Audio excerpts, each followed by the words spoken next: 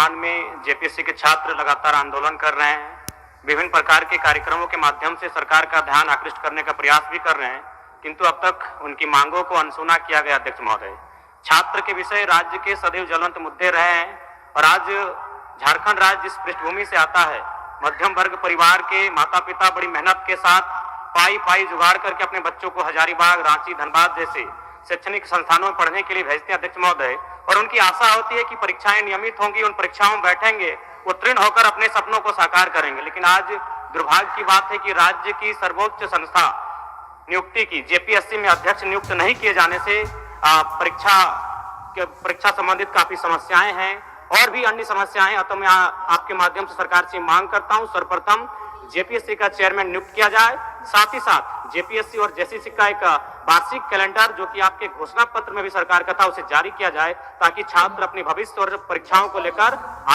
एक पॉजिटिव हो सके। धन्यवाद अध्यक्ष महोदय। माननीय सदस्य श्री अमित कुमार यादव जी।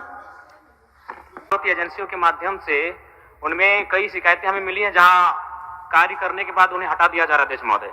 दूसरी बात अध्यक्ष महोदय, मैं जानना चाहता हूं कि डुमरी विधानसभा में एक भी ऐसे विद्यालय का हमें उदाहरण दे मंत्री महोदय जिसकी हम निगरानी खुद का निरीक्षण करना चाहेंगे, और हम जो मंत्री महोदय कागज में लिख के दे रहे हैं धरातल पर वो है कि नहीं हम स्वयं देखना चाहेंगे। डुमरी विधानसभा का विद्यालय का उदाहरण देखना चाहेंगे। आपका कागज की मांग है ना? जी, हमारा डुमरी विधानसभा का। जी, माननीय मंत्री लिखकर तो ये दे रहे हैं, लेकिन हम धरातल पर जाकर स्वयं देखना चाहते हैं अध्यक्ष महोदय की वास्तव में ये धरातल पर है कि नहीं है। ठीक, मैं मांग करता हूं मंत्री महोदय से। उनका दो ही डिमांड है। डुमरी विधानसभा की बात जी जी, उन्होंने मांग रहे हैं कागज दिलवा। मैं डुमरी विधानसभा क्षेत्र की जो है मैं उसको उपलब्ध करा दूंगा। ठीक ठीक ठीक है जयराम जी, धन्यवाद। तारांकित माननीय सदस्य सुखराम ओराम जी। सरकार द्वारा 80 उत्कृष्ट विद्यालयों का उद्घाटन किया गया है। क्या यह बात सही है कि 2017 में कंप्यूटर आधारित शिक्षा प्रदान करने के लिए स्मार्ट क्लासरूम योजना आरंभ की गई है? माननीय मंत्री जी कौन जवाब देंगे? जी बैठिए जयराम जी, बैठिए। अध्यक्ष महोदय, माननीय सदस्य का जो प्रश्न है, इनका प्रश्न है कि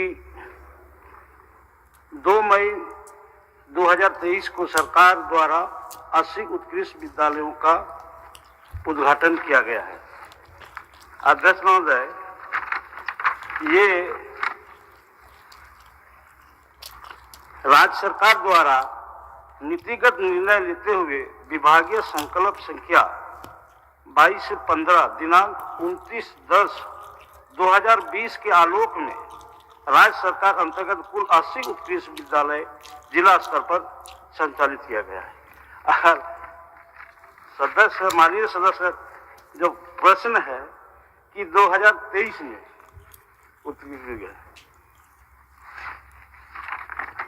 और दूसरा उनका यह है माननीय सदस्य का कि कंप्यूटर शिक्षा आधारित शिक्षा प्रदान करने के लिए 2017 में आईसीटी योजना क्रियान्वित कराई गई थी और स्मार्ट क्लास रूम योजना वर्ष 2022 में प्रारंभ की है। इसमें भी उनका जो सवाल है उत्तर और कुछ पूरक प्रश्न जयराम जी।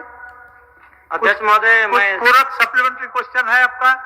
नहीं महोदय, मैं जानना चाहता हूं कि जो लैब टेक्नीशियन की बहाली होती है एजेंसियों के माध्यम से, उनमें कई शिकायतें हमें मिली हैं जहां कार्य करने के बाद उन्हें हटा दिया जा रहा है अध्यक्ष महोदय।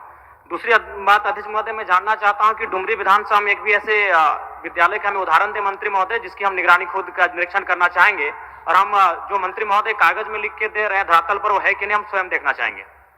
डुमरी विधानसभा का विद्यालय का उदाहरण देखना चाहेंगे। आपका कागज की मांग है ना? जी, हमारा डुमरी विधानसभा का। जी, माननीय मंत्री लिखकर तो ये दे रहे हैं, लेकिन हम धरातल पर जाकर स्वयं देखना चाहते हैं अध्यक्ष महोदय की वास्तव में ये धरातल पर है कि नहीं है। ठीक, मैं मांग करता हूं मंत्री महोदय से। उनका दो ही डिमांड है। डुमरी विधानसभा की बात जी जी, उन्होंने मांग रहे हैं कागज दिलवा। मैं डुमरी विधानसभा क्षेत्र की जो है मैं उसको उपलब्ध करा दूंगा। ठीक ठीक ठीक है जयराम जी, धन्यवाद। तारांकित माननीय सदस्य सुखराम ओराम जी।